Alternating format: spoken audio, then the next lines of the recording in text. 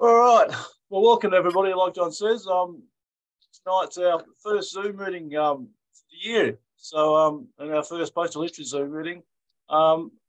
As the emails that we sent and John sent around, its topic is world wars, and I think we've got a few interesting slides to be shown tonight.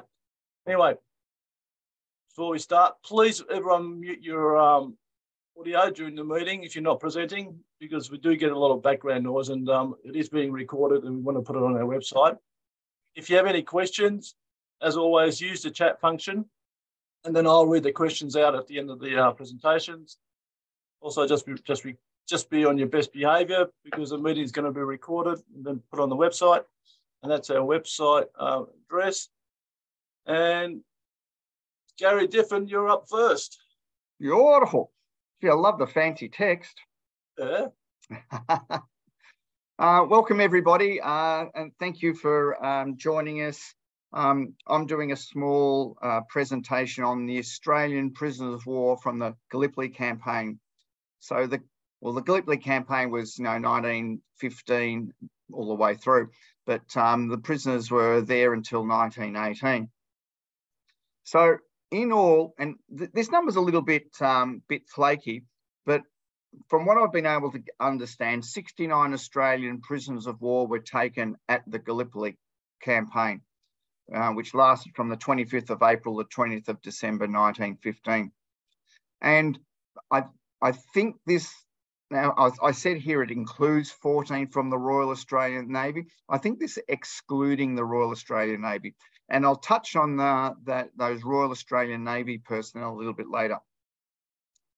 With the prisoner of war covers within the collector community, and I put this within the philatelic collector community, there's probably about 20 envelopes recorded, and maybe it's 25. But a lot of these envelopes are actually held into the archives of the families who were whose forebears were taken prisoner of war. And I was able to find out a little bit more about that. And I'm going to hold this book up. And so that's a book called Kismet. And it was written by a girl who's a researcher at the Australian War Memorial. And she wrote this is a book on the Gallipoli prisoners of war. I mean, it's this thick, and it's just on Gallipoli prisoners of war, on these 69 prisoners. And it's really interesting to record that she was able to research a lot of this through the original families who got taken prisoner. So the number of envelopes that are out there in the wider community is a lot more. So there's probably 10 or so that are recorded addressed to the Australian prisoners of war. And there's about 5 or 6 addressed to Australian soldiers, initially listed as being prisoners of war, but later investigation revealed them to be killed in action. And I'll explain that a little bit more later on. If we could go to the next one, Frank. So the first prisoner of war envelope I actually bought was, it would be 25 years ago. And it was bought at a London show, and I was thinking about collecting Gallipoli. And I saw this in one of the dealers' stock books.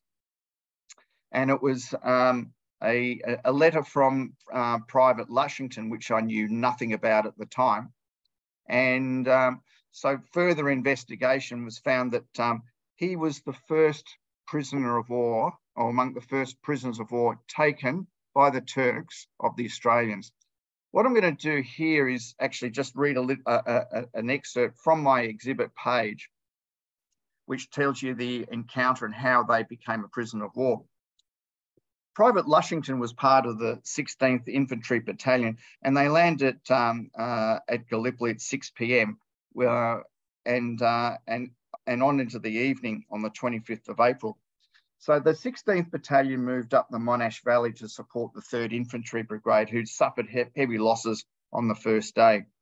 So they met with some remnants of the soldiers from the 11th Battalion, whose all their officers had been killed. However, they stated that there were some Indian troops fighting on their left flank.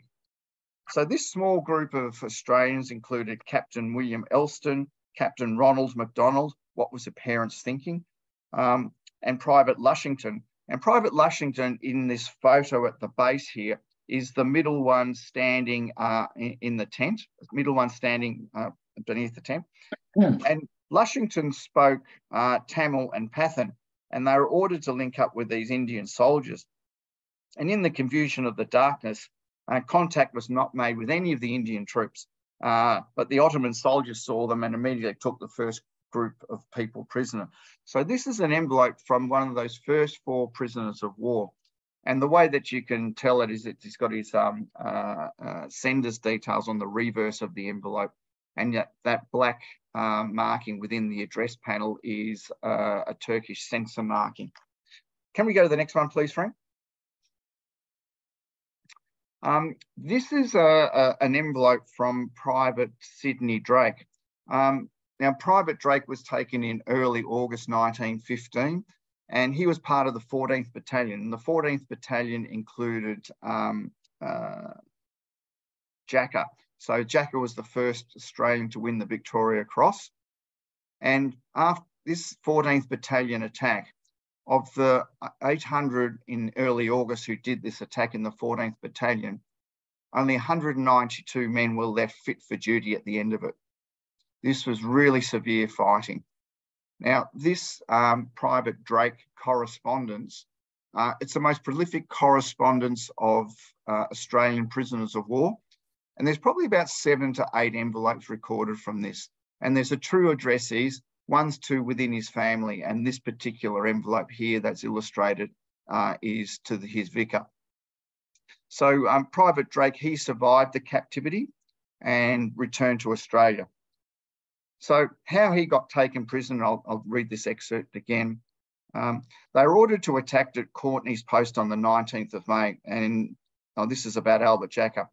So in the 14th Battalion was heavily involved in the breakout attempt by their allies in August 1915.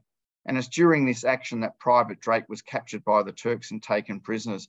And by the way, there was probably about, I would say, 10 soldiers from that 14th Battalion that were taken prisoners. So by far the largest number of prisoners taken during this period of attack. If we can move to the next one, Frank. This is a very interesting era of World War I Australian history. The Australians, and I think most people are aware that Australia had a couple of submarines. The AE-1, which was sunk with all hands in New Guinea, was only recently found 4 or 5 years ago. And the AE-2, which was the submarine that went through the Dardanelles, got into the Sea of Marmara and sunk one tiny gunboat and then threatened a lot of others, but without any success. Now, what the AE-2 was, it was a British submarine. It came out to Australia in early 1914. And with that submarine was mostly Royal Navy, not Royal Australian Navy, Royal Navy crew, including the Royal Navy captain. So it entered the Dardanelles on the 25th of April, and it was, and pretty much it entered the strait when it was on the surface. And this was very early in the morning, and the Turks knew they were there. And so they started putting some pot shots in. So they had to, the submarine was forced to dive. And the Strait of Dardanelles was heavily mined, like really heavily mined. And the thing is, if you're in a submarine and you're going straight ahead, you can't see anything. You don't know where those mines are. You don't even know where the land is on either side of the Dardanelles. And it was just sheer good luck that they were able to get this submarine through the minefields all the way through and to get into the Sea of Marmara. I mean, they actually record in their records they could feel the cables from the mines, because the mines were at different depths, bracing the side of the boat as they went past and not touching the mine. I mean, how close was this to blowing the submarine up? Now, As if you look up the top, there was 37 crew of this Australian submarine. 23 were Brits, and there were 14 Australians. Now, this cover here, that's addressed to Mrs. C. Bray, who was the wife of Petty Officer Cecil Arthur Bray, is the only one that I'm aware of from one of the Australian crew members of the AE2. So if you look at the top, it's one of 14 Australians that this is a male from. It's the only one I've seen, and we'll go through and talk about the Brits in the next slide. The photo that you see at the lower left is really, really sad. He was one of the 14 Australians that was on the AE2, and this particular photograph is of Stoker Michael Williams, who was on board the AE2. So it's a rare, very rare piece. I'm going to read you a bit of what I have here because it's such a sad story, not just for the sailor himself, but his family and the community. So Michael Williams was born in Dunkeld in Victoria, which is just next door to the Grampians. And he was one of 5 brothers, and he enlisted in the Royal Navy in December 1912 for 7 years. When you enlisted in the Navy, usually it was a period of about 7 years. So you had continuity of service for the Navy people. He was a stoker. So basically you're shoveling coal into that engine and moving stuff around. And he joined the AE2 in England in early 1914 and sailed on the AE2's epic voyage to Australia, from Great Britain to Australia. And at that time, it was the longest submarine voyage ever recorded. So the submarine, the AE2, not only did it, with the AE1 serve in New Guinea, but the AE2 served in New Guinea as well. He was on board when the AE2 breached the Dardanelles on the 25th of April and was taken prisoner when the submarine was scuttled after it developed engine trouble. It's recorded that he was a reluctant prisoner and uncooperative, and he was sent to punishment in one of the labour camps, and he had a reputation of mistreating prisoners. In March 1916, he and a number of the AE2's crew attempted to escape and was forced to return to camp when Williams, he just couldn't continue. And he was transferred to a tunnel camp in May and was seriously injured after a rock slide smashed into the sleeping quarters. He was suffering from malaria and he died of dysentery.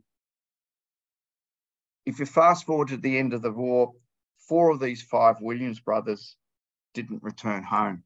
So if you're the mum of this family, you've got 4 of your kids who didn't get home. Can we get to the next one, Frank? I'll fast forward through this one. This is a pre-OW envelope from one of the British submariners, and there's a couple of them recorded from this art officer, Peter Fawns. As an officer, he received preferential treatment because officers received preferential treatment by the Turks as prisoners of war, and he was repatriated back to England on Christmas Eve 1918. So I only know of 2 examples of this Fawns correspondence, and they're the only 2 I know of from the British who served on the AE2. And at the left is probably the most common real photo postcard of the AE2 when it was in Australian waters. Can we go to the next one, please, Frank? This is an item which is addressed to a prisoner. And you may recall when we're talking about the 14th Battalion and the number of prisoners taken. Private Keith Carr, he was one of these people of the 14th Battalion taken prisoner, same as Sydney Drake. And he was held at the Afyon Kara Hisar camp. And that's probably the most common camp that you see prisoners of war mail from the Australians. And like anything in Turkey, the summers were really cool, but I tell you what, the winters were very severe. He wrote that they held 32 in the room of the hut where they were, where less than 16 should be held. This letter was actually written by Carr's sister Stella, and she lived in Narnagoon in Victoria, which is where the date stamp is.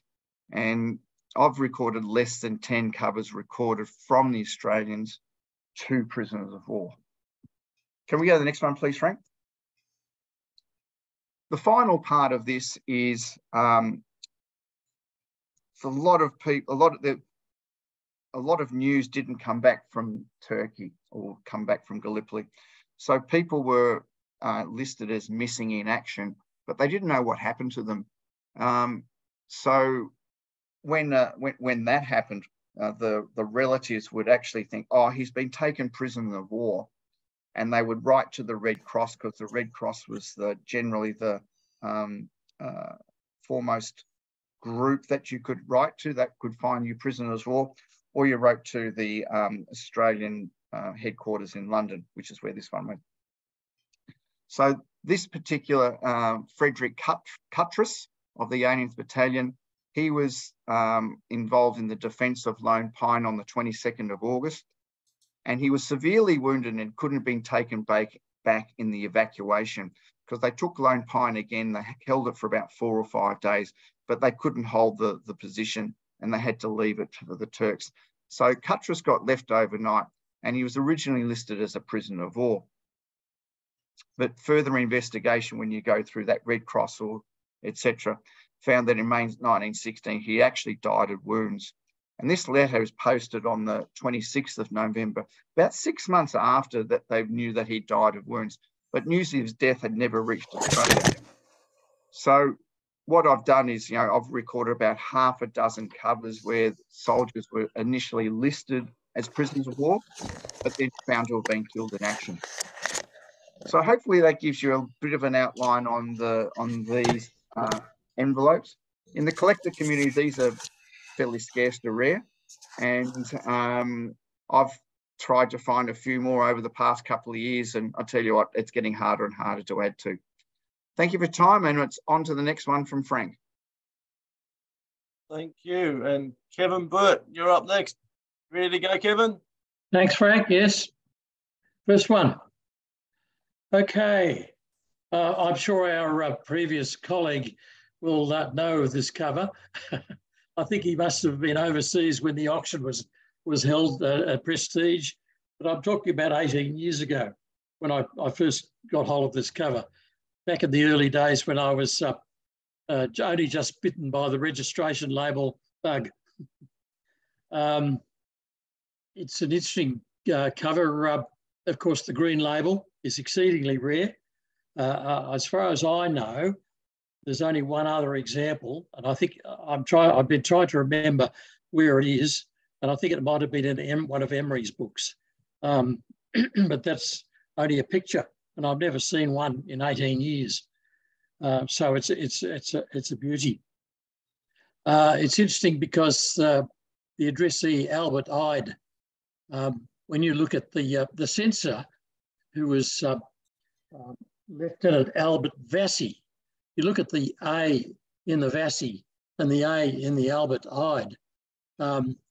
They look very, very similar. I'm not a handwriting expert, but they look very similar. So I suspect that Lieutenant Albert Vassy was also the addressor. Anyway, from a reg label point of view, a real corker. Thanks, Frank. Same addressee, same censor. Approximately a month later, this was posted, and it scored one of the pink/purple reg labels. There are approximately 10 subtypes of this label, depending on whether they were rouletted, perforated, or imperforate, and also the size and shape of the large R, and also the prefix and the numerals. And as you'll see on the next cover, thanks, Frank, the numerals are very different. I've managed to collect all bar one of these covers, of these labels. Still one to collect. like Gary, I'm on the lookout all the time. So that's the group of the AIF labels. A very interesting bunch, and this particular cover, as you'll note, is a British registration cover, not Australian. This was often the case back in the AIF days. Thanks, Frank. Next group, 3. Back to Victoria. Military Camp Bendigo. This is an V3 label. Quite hard to get these days, and especially from military camps.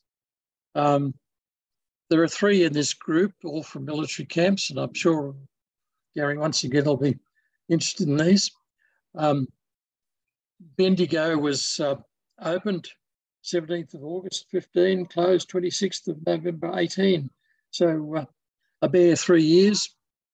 And this cover was dated, you can see looking at his notes,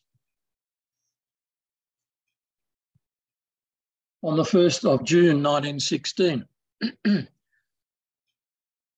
Thanks, Frank. Military Camp Broadmeadows. Now, this introduces a new subject because we're talking about 1916. And this post office, as you can see, was opened in 1914, closed in 1919. The letter was posted on the 25th of July, 1916. Broadmeadows Camp was a pretty rough place, apparently. It was all tented. As a matter of fact, if you look hard enough in the Australian War Memorial records, there is a movie film, obviously translated to video, which shows some of the tents and such life where life was pretty hard. The interesting thing about Broadmeadows was, like the next cover, which we'll follow in a minute, it had a railway connection. And this railway connection from Broadmeadows railway station on the main line was around 2 or 3 kilometres long. And the reason they had the connection was that the roads were terrible in those days. You talk about the mid-teens, no roads to speak of. And if they had to move troops, a lot of troops in a hurry, the rail was the only way to do it. So this railway did it, and I faintly remember driving along Cap Road in Broadmeadows some years ago on a spare afternoon, and could still see traces of it. But I suspect now it's gone under suburbia. Lieutenant Colonel, sorry, that's fine. Thanks, Frank. Oh, sorry. It's all right. It'll do. Flinders Naval Base. Although this cover is dated 1924, the label was issued during the teens and therefore is part of the war situation. In those days, this base opened in 1910 when it was concerned that the fortifications around Port Phillip Bay were pretty slim. So the fort at Queenscliff and Fort Island in Port Phillip Bay and the fort at Point Nepean were all opened in these years as a defence, possibly against the Russians. Well, we may have more to worry about that these days than then. However, the post office here opened in December 1912, and it was proposed, I think, that the base was going to be a major naval base. Well, unfortunately, the tides and all the other things that happened in Western Port Bay weren't very conducive to accommodating large vessels, and a number of even smaller destroyers were apparently having difficulties navigating little inlets around the base. So it was never ever became a base. When you think about Pearl Harbor and the huge ships that were anchored there, this never had a chance. So it eventually changed to a training area. Now, like Broadmeadows, it had a railway connection. And this was a Y, what they call a Y. In other words, the train would come down from Melbourne to Crib Point, and it would keep on going past one leg of the Y, and then it would reverse into the base. And then when it was needed to take the troops out, it would go out on the other leg of the Y. The Y was around about 2 kilometres long, so it was quite an involved affair. My knowledge of the railway there was my relationship to Mornington Railway. I won't go into that. My friends will know of that. And it's where the original rolling stock that became Mornington Railway was originally founded. So it's got an interesting wartime history and also an interesting personal history. Thanks, Frank. That's it for me. And thank you, Kevin. Graham Haywood, you're up next. Good, thank you. I've got an assortment of items, mostly World War I era. The first one is a letter from the duplicate registered service, which was operated because there was a risk of losing mail through U-boat action. The post office offers a duplicate service whereby you could send a duplicate on different ships to the original. And this is one from 1st of June 1917. They charged 9p, which was based on the colonial and Commonwealth, colonial and USA fee was still penny postage plus 2p registration for the normal letter, but 6p extra fee for doing the duplicate. And the way it worked was that both letters were sent in an outer cover to a post office in Liverpool to be processed, and they were sent on. The survival rate of this or recorded number of these letters is quite small, only 14 recorded by the GB Journal in an article in back in, I'm not sure when the journal was, volume 52, but of the 14 examples recorded, this is one, and 11 of those examples were from the same correspondence. This is one of the 3 that are not known in that correspondence. They're separate ones. The little M on the registration label is believed to stand for mezzanine, because apparently the office that processed these things in Liverpool was located on the mezzanine floor, and initially the labels had MEZ, M-E-Z, and the later ones just had M. Okay, thanks, Frank. This is a bit of a favourite cover of mine because I've taken a bit of an interest in the sewer design of France, but this is, of course, showing the labels that were the British. It's interesting to contemplate when this label was actually put on, because you wouldn't think they'd put it on when it was mailed, but it's right in the spot where the stamp normally goes. So I don't know whether it was put on in France or whether it was nearly arrival, but although the blue line on the stamps connects with it, so presumably it was put on initially. It is, of course, a Wilson cover, so he was very heavily involved in philatelic covers. From the French point of view, the GC label that we're printing on the stamps stands for Grand Consommation. The French decided to try to avoid using good quality paper on the stamps during the war, so the Grand Consommation was a cheaper paper, which initially they were using it for the stamps that had the most use. But in the event, they did in fact use it on most of the printings of the stamps during the First World War. And okay, I think that's probably all we need to say there. Thanks, Frank.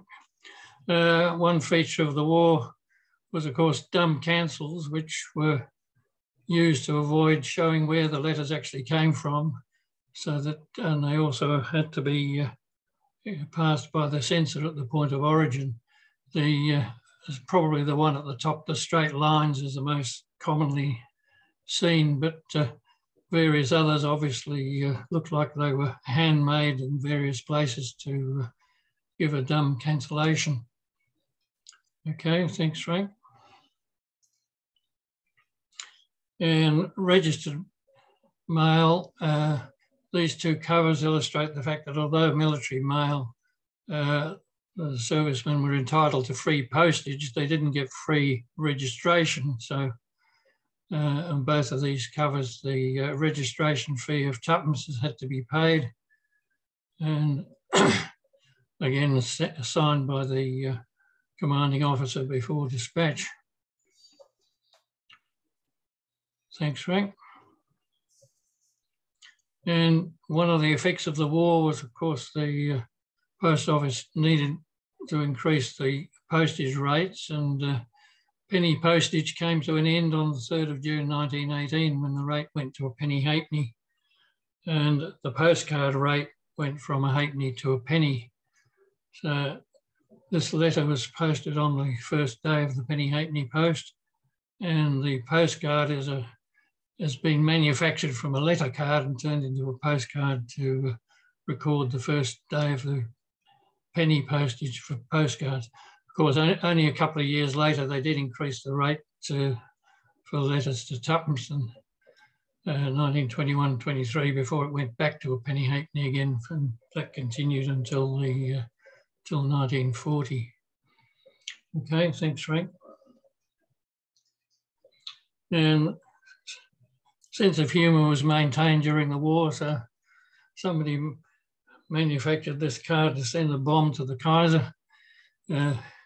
It's threatened to send a surprise inside, but in fact the surprise wasn't really anything very significant. It was only a strip of photographs of Woodbridge, Suffolk, where the card was posted from. Okay, that's all I've got there, Frank. Thank you. Thank you, Graham. Mr. Shatton, you're up next. I've unmuted myself. So most of you know that I collect Tasmania, and that was not a fruitful source for the world wars because they stopped issuing stationery in 1912. So I've had to turn my attention to other collecting fields, and this is Sweden. Well, you might think Sweden was a neutral country, but that's not necessarily 100% accurate. So in the First World War, Sweden was importuned by both the Allies and by Germany to join forces with them. And they resisted. But in the case of Germany, they were regarded as potentially hostile. And these are two cards that were sent from Stockholm to Brussels, so the same writer to the same addressee. The first one, upper left, upper right, is a Brevecourt card, and the lettering was changed to Brevecourt in 1914. But it both means card postal or postcard. And both of these cards are inscribed with Auslandsstelle Aachen freigegeben, which means Foreign Office Aachen approved. Belgium had been captured by Germany. Belgium was initially a neutral country in World War I, but it had been captured by Germany, and a censor mark was applied to cards from outlying countries, including Sweden. Thanks, Frank. This is a Swedish postcard to Finland. And during the First World War, Finland was actually Russian. And I didn't know this until I looked it up. And so there is, what I am assured is a Russian triple censor mark. That's where the arrow indicates. Funnily enough, I've got other cards to Finland at an earlier point in the war, like 1914-15, and they don't have any censor marks. But this one was from 30th of April, 1915, and it does have a censor mark. Thanks, Frank. Now, in the Second World War, Sweden again was neutral, but this is a postcard from Stockholm to Surrey in England, and it's got a censor mark. It's a postcard that commemorated King Gustav V's 80th birthday. It was sent on the 11th of May 1940, upgraded for international use. And you would think, well, why was it censored if Sweden was a neutral country? Well, Germany occupied Norway and Denmark in April 1940, and Sweden was friendly with Germany, although it remained a neutral country. And in June 1940, Sweden signed a transit agreement with Germany, which meant that Germany could forward goods to one place or another through Sweden. And Sweden was dependent on Germany for a lot of foodstuffs and other materials. So clearly England saw Sweden as a possible source of German espionage or anything else, and they applied a censor mark. Next slide, thanks, Frank. Sweden issued a great many military postal stationery for use by the military. And this is an example that was posted during the Second World War. The interesting thing about it is if you look at the note that I've put under the thing that says Rpsv market, it says, observe the reply mark under the flap. Ensure it is cut out and used as a stamp on letters to the sender. And if you look at the lower image on the right, you'll see that the reply mark has been cut out from the flap, and it was no doubt used as a reply to the sender. I don't know of any other country that used this method, but I don't know everything. So if anyone else knows about that kind of system for reply envelopes, I'd love to hear about it. Thanks, Frank. These last two are light-hearted. This is a fancy envelope issued by the Carson Company in the USA. There are quite a few different ones. I've got 3 of them. And this one was sent by Leonard Holst from Great Lake, Illinois. And they're just humorous cards with a nice-looking illustration that was used for mail by the soldiers or the Army or the Air Force. Thanks, Frank. This last one is some features of interest. It's called a Flugel cover or a Flugel cover. Flugel was a captain. He fought in the First World War and he was active in the Second World War, and he commissioned a series of covers that chronicled major events in the last year of World War II, starting with the liberation of Paris. And the final one was showed the US flag flying over Tokyo. I've read different things about Flugel cards. I said 44 different covers were produced, but I've read another article that said there were 46. I know that there were fewer than 1,000 sets. I've got about 8 different covers. But the most interesting thing is the postmark, because this says the capital of Belgium was liberated on the September the 3rd, 1944. The card had to be designed, printed, produced and distributed, and it was postmarked on the 4th of September 1944. And that seems a remarkable feat of logistics. This is one of the few cards that actually has an addressee on it. Most of the Flugel cards don't have one. So one suspects that he was either producing his own postmarks or doing something shady with the Postal Service. In any event, the Flugel covers are quite well sought after. They go for about $150 a set. And this is an example. That's me. Thank you.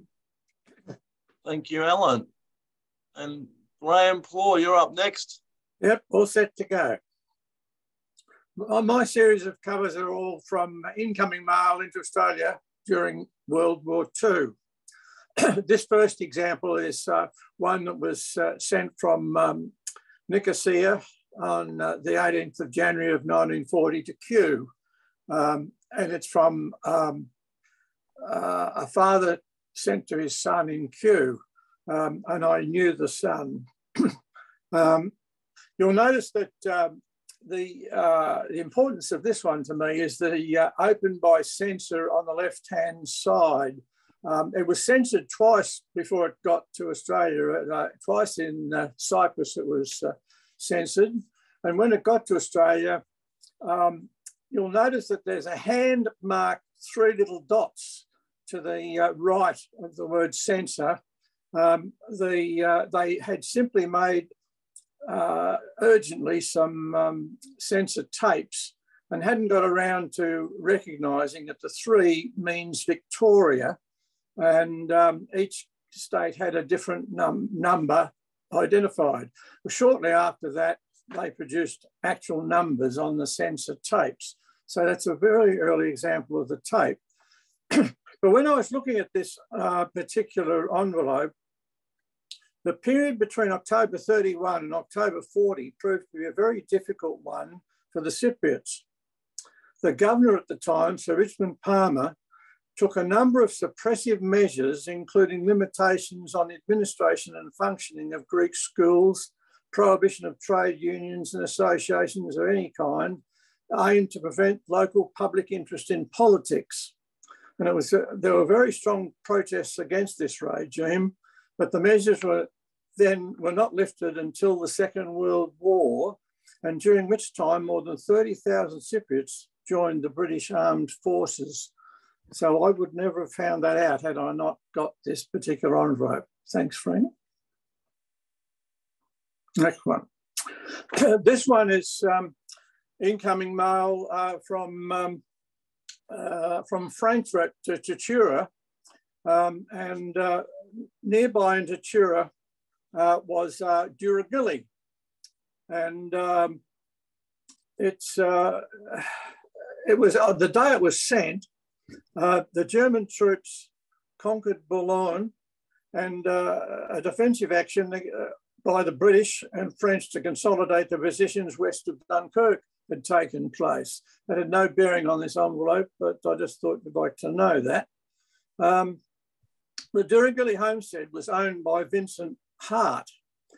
It was leased by the government and was used as a prisoner of war camp. And there were 6 camps in the Tatura area in central Victoria. There are also some more in New South Wales. Now, some 50 German prisoner of war officers and their batmen were detained very early in the opening of this Duragilly camp.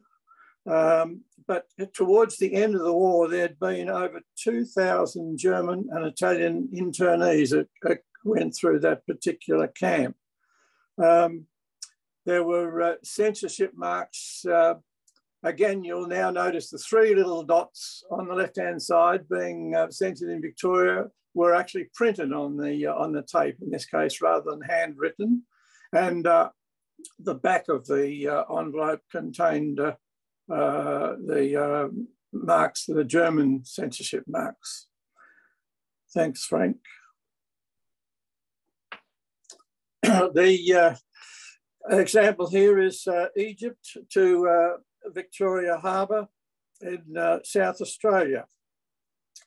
A cover sent on Saturday, the 15th of February, 1941 from Mercer Matur to Victor Harbour, and a British censorship approval hand stamp was applied. That's the triangle on the face. Now, the postmark.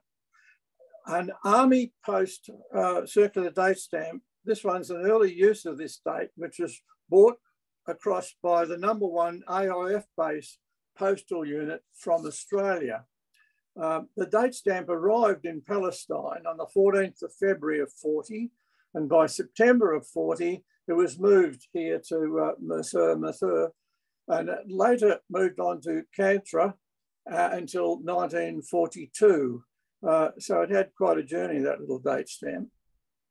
Now, the stamps, the Army Post King Farouk stamps, the 4 of them, were in use until the 1st of May of 1941, when the concessions came into place where troops were allowed free postage for surface mail. But other mail could have been used from February the 5th of 1941 with Australian stamps on them. This is an example of where the King Farouk stamps were still in use. So it was a valid postage rate. Thanks, Frank. A little later in the piece, in July of 1941, 16th of July, from Seremban to Preston in Victoria. This cover, of course, contained no stamp, but rather a mechanical version of the postmark. Excuse me, the cover was flown from Singapore, Darwin, and then Sydney, and then on forwarded to Melbourne. The AIF Councillor date stamp was used in Seremban from the 6th of February 41 to the 13th of January 42. And the letter was sent from the 16th Battery 4th Tank Regiment that was stationed in Malaya, which of course now is Malaysia. Now, during World War II, the Japanese invaded Malaya and the Straits settlements by landing on Kelantan on the 8th of December of 41. And this particular regiment was captured and spent their time all as prisoners of war. And that's the significance of that envelope. Thanks, Frank. This time, USA to Caulfield, posted on the 25th of July of 42 from New Orleans to Caulfield.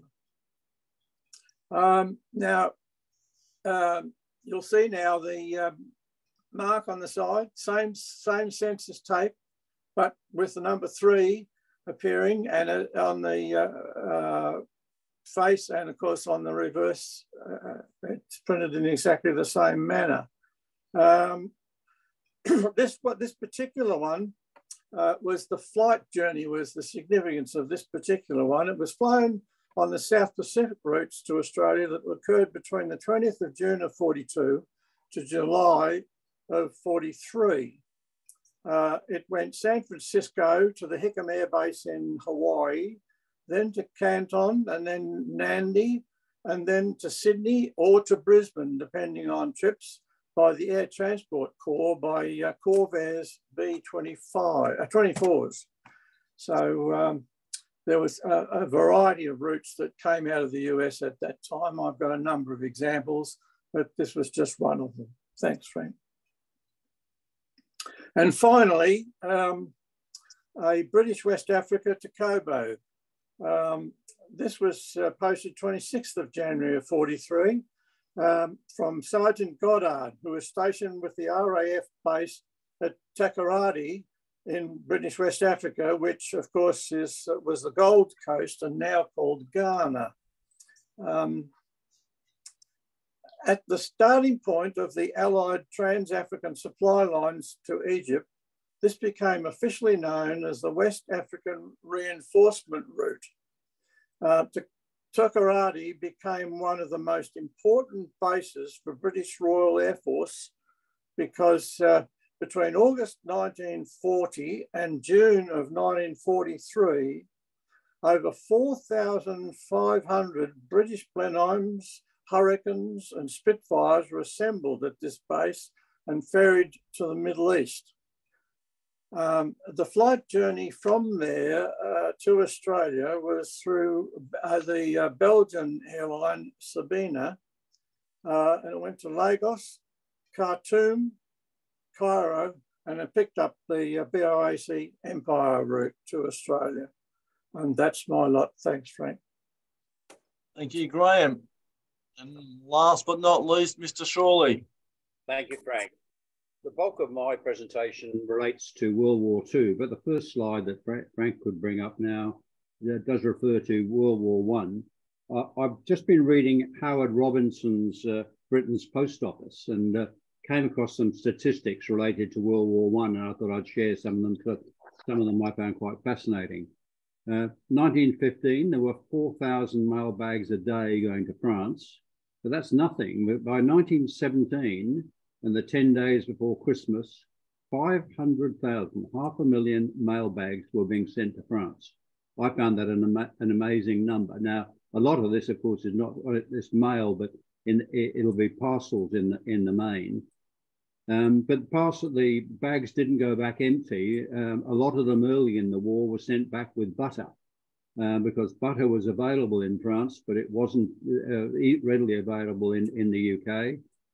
So the troops were going back behind the lines and would acquire butter and send it home. But anyway, it was very tough back at home. Inner London daily deliveries were cut to only 5. I just don't know how they got on, really. It must have been absolutely terrible for them.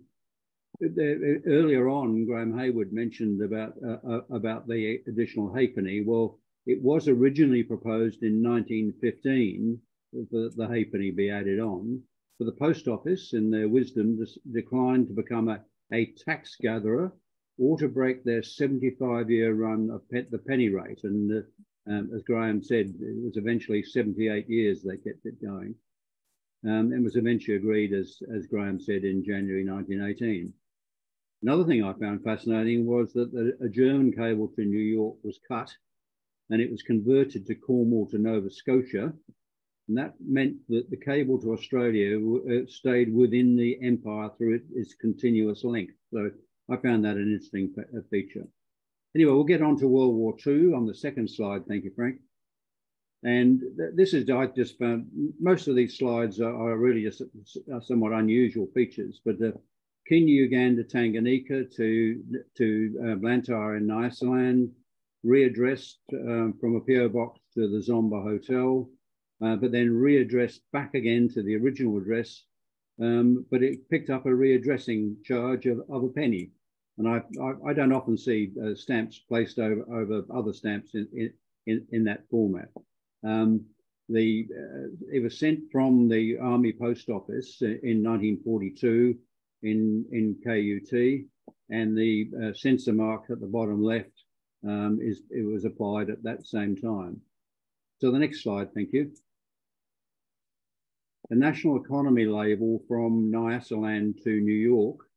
National economy, official paid Zomba, the education stamp on the bottom left. No indication that it ever actually got to New York. There are no markings whatsoever. And I wonder whether it fell foul of the system at some particular stage, whether the national economy label was only intended for internal use or what, I don't know. But so, as I say, there are no US arrival markings on it. The official paid Zomba mark, it's not often found, so it's a nice thing to have. Thank you. Next one. This is really just an illustration of how some of the rates during the war moved up. And this is airmail from Nyasaland again to the USA, 3 shillings and 7 pence, confirmed by Proud as applying from December 1944. This is 1945. It stayed at that high level until January 48. But 3 and 7 pence in those days. The route I wish I knew, but I'm quite sure it's one of these unusual routes that is much loved by the students of aviation. Next cover then, thank you, Frank. This is an interesting cover, Southern Rhodesia to the Polish forces. It's a South African Airways on active service cover. You can see below the airmail stamp they're a fairly crude hand stamp that's been applied for the South African Airways. I'm guessing that this was a Polish airman who was being trained. it's a very interesting history that the Polish Air Force and its integration into the RAF, and it ended up with squadrons of its own. But apparently the British Air Force was very reluctant to receive them in the first place because Poland had been overrun so quickly that they thought that the Polish aviators really weren't up to scratch. Later on, the Polish thought the same of the English because they were required to, on bicycles, to go in formation around airstrips as part of their training program. But the Commonwealth, Australia, South Africa, Rhodesia, and Canada agreed to support the training of the Polish forces, and of course language assistance as well. So I'm guessing that this was a Polish airman who was getting part of his training in 1944 in southern Rhodesia. You can't tell whereabouts the Polish forces were. But anyway, the Poles eventually accorded themselves with great success. And in fact, their particular squadron, I think, had the most kills of any squadron in the Battle of Britain and in later action. So the RAF certainly forgave them, and they did it remarkably well. I've seen other covers. I'm a bit surprised about the 1 shilling and threepence rate. I've seen other covers at threepence. I don't think the blue stripe is an indication of registration because the other cover, which had a much lower rate, also had a blue stripe on it. So I think it had some other significance. But it has a censor mark at the top left, which is both in English and in Polish. Interesting cover and an interesting piece of the history related to World War II. Next one, please. This is from Mauritius, with very much underpaid. It hasn't an ML sticker on it. It was 1941, fairly early in the war. The ML rate at that stage was 85 Mauritius cents. The tax mark is definitely of a Mauritius type. It's hard to work out really, because, but the key thing is the sequence of where it went. It has cancellations from Kurpip in Mauritius of the 26th of November, and a cable and wireless GPO slogan of the next day. Namwera in Nyasaland on the 28th of October 1941. Now, two things must be wrong there. Firstly, it's gone back a month. And secondly, it certainly wouldn't have got from Mauritius to Nyasaland in the space of a day. So something is quite odd about that. But there is a second Namwera Nyasaland mark of the 31st of December, and that that's probably a more likely timing. And the postage due mark of threepence, that was, I'm pretty sure, applied in Nyasaland, but it was well short of what the deficiency was. And I'm assuming here the airmail rate, but hasn't got an airmail sticker, so who knows? Comments will be welcome. But then ended up getting back to Mauritius in May of 1942. So I think an interesting cover, which I really can't quite work out. But I found the particular interest to me in a lot of these covers have an angle to them in my own collecting interest, is I think it's gone to a native village, Balakasi village, and I think is a native male. It's a name John, but that was often taken on by people within Nyasaland. And the Baggio name could well be, I think, someone from the Chinyanja type people that based in Iceland. So interesting cover for a variety of reasons and some oddities about it.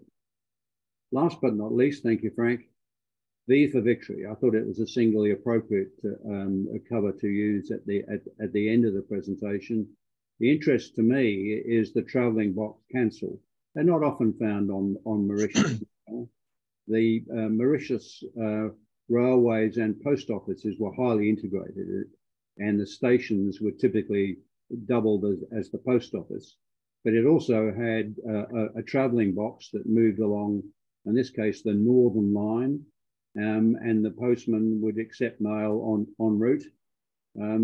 Probably all rather a philatelic contrivance going to Poudre on the east coast of Mauritius. But as I say, the travelling box is not often seen, so it's a nice cover from that side. and the V for victory, and it is the date is correct as a first day cover.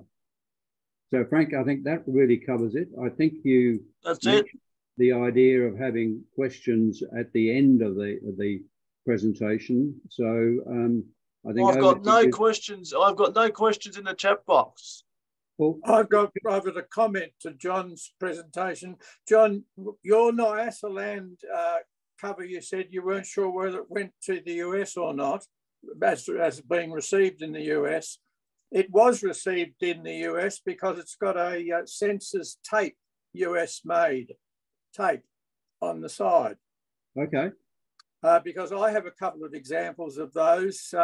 And by that number, you might be able to go back and locate where that sensor tape came from, what part of the country, but it was a US tape. It's clear tape. It's unusual though, because American covers usually have cancels in gay abandon. So that's what I'd expected. The one thing I noticed, well, if I just move on to something else, that Alan Shatton's, the last image there with the flags of the particular name of the series of covers, the flag was upside down, I think, the British flags, I think. I'll share it again. Usually a sign of distress. Well, it was done by an American. I'll make no comment. Well, here it goes. I think I'm right that the wide bar should be on the top. Yes. Yes, you are right. Yes. No. Yeah, well, that would be an accident. And the American designer, the Captain Flugel commissioned these designs, so the American draftsman simply didn't know his flags. Yeah, well, it's interesting that the Union flag combined in the whatever the other flag is also upside down. So that's not even just flying it upside down; it's actually been made the wrong way. If that makes sense. Well, that's another problem with the Flugel covers. Rather unimportant, but a bit of fun. Any other questions, Frank? No, I got no questions. Anybody out there? Any good questions? Yeah, John, you mentioned the Polish Air Force training in Africa. That's true. And the big squadron that had the best kills were the 303 Squadron, which was based at Northolt, just around the road, just around the corner from where I live. RAF Northolt. It's now a VIP airfield for the RAF. Right. But if you write to them or contact them in some way, they've got all the information. Okay. I can tell you. Yeah. Thank you. No problem at all. Any more questions?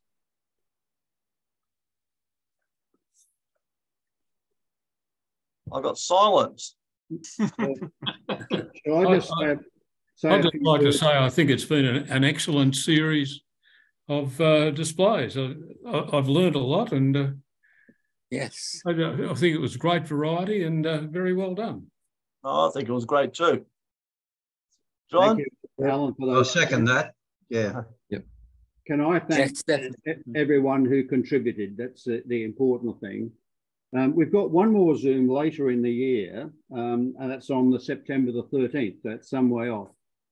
I would very much hope we could actually get people from across the waters contributing.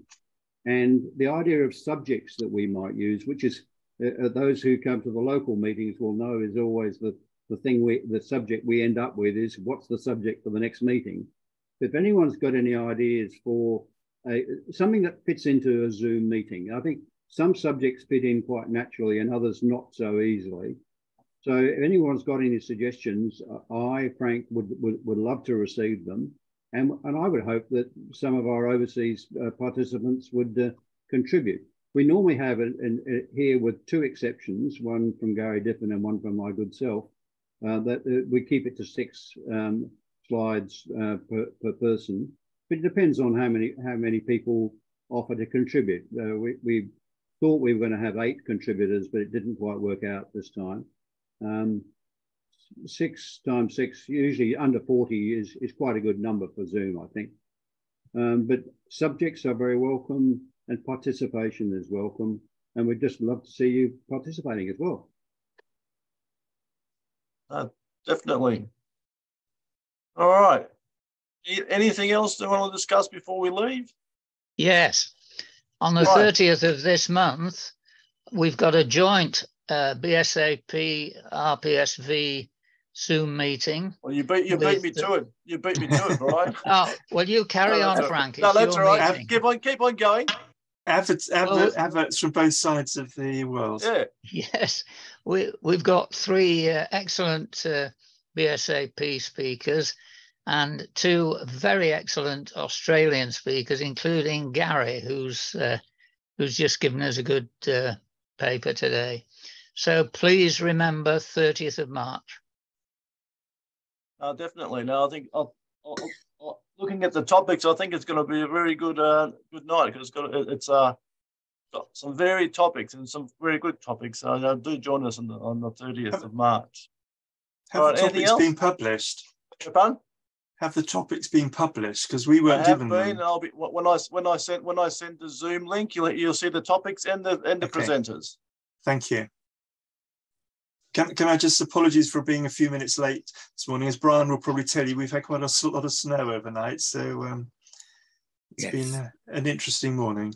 That's all right. No, you're always welcome in. You know that. Doesn't matter when you turn up. Anything else from everybody before I close the meeting? No, thank you very much indeed for an interesting meeting.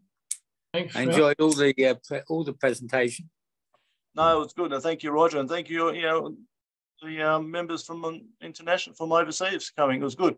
I noticed there was international and local and no interstate. Bye, Gary. Okay. Well, there's nothing else. Good night, everybody, and we'll see you in 3 weeks' time. We'll see you in a couple of weeks. Okay. Yep. Bye. Thank you. Thank you, Frank.